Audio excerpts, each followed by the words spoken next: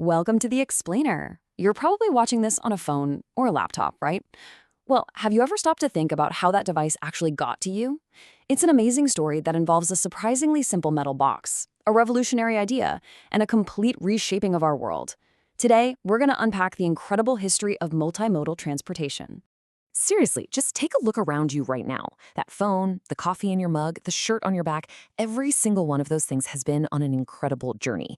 And the answer to how they got here lies in this hidden, complex dance of ships, trains, and trucks all working together in a system we call multimodal transportation. In the simplest terms, think of it like a giant relay race for your stuff. A package gets put in a container, and that container is the baton. It gets passed from a ship to a train to a truck, but here's the crucial part. The package itself never gets unpacked or repacked until it hits the finish line, which is, your front door. Okay, so here's how we're going to break this down. First, we'll go way back to the ancient Silk Road. Then we'll jump into a long period of, believe it or not, stagnation.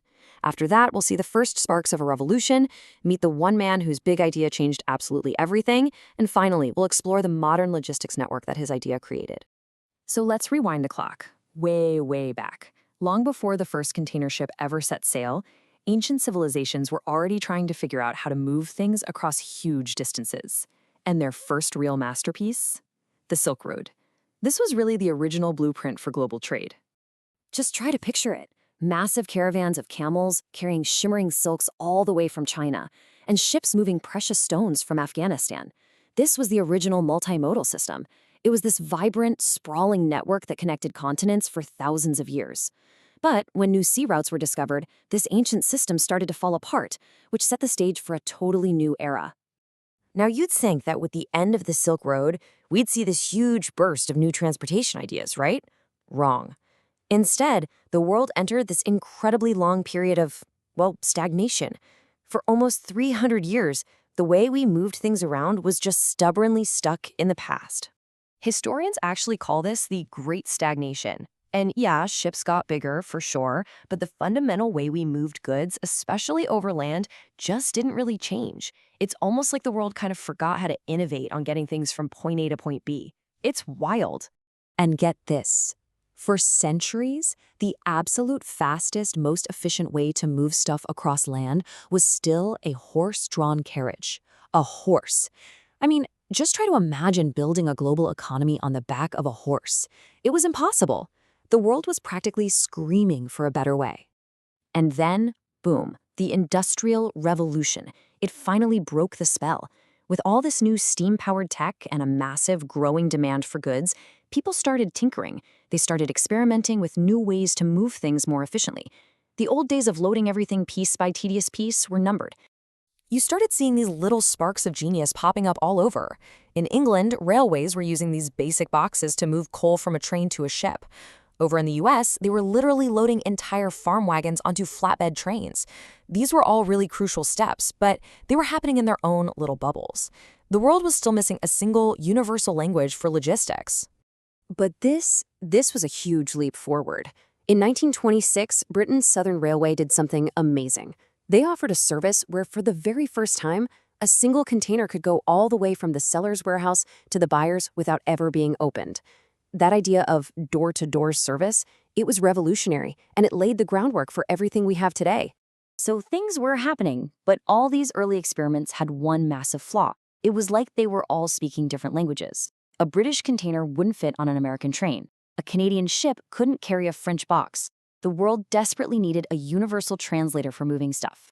And it came from one man, with one simple but absolutely brilliant idea. And the guy who figured it out, he wasn't who you'd expect. His name was Malcolm McLean. He wasn't some railroad tycoon or a shipping magnate. He was just a truck driver from North Carolina who was completely fed up with wasting time at the docks. Just picture a seaport in the 1950s. It's total chaos. A slow-motion ballet of men, ropes, and nets, with everything moving at a snail's pace. McLean would sit there for hours, just watching his trucks wait to be unloaded. And he thought, this is insane. There has to be a better way. He realized the answer wasn't just building a better box. It was building a better system.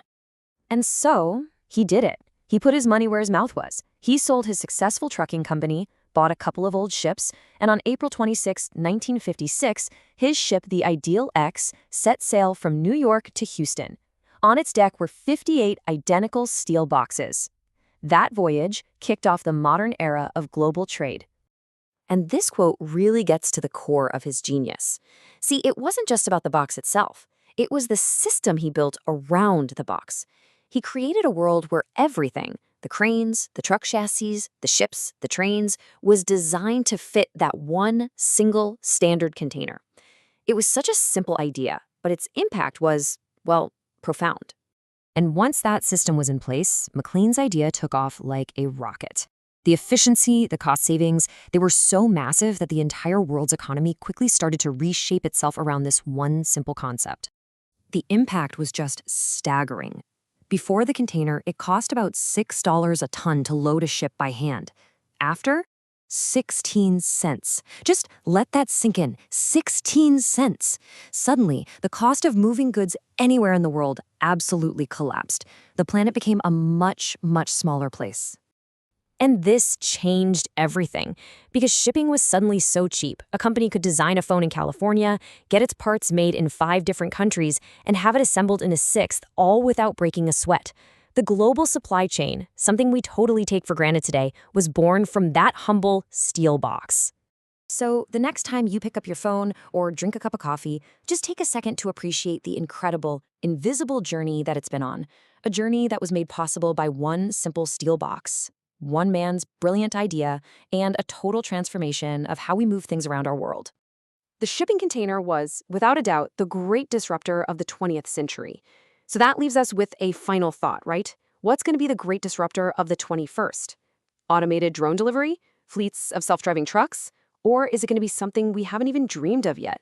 One thing is for sure, the story of how we move things is far from over.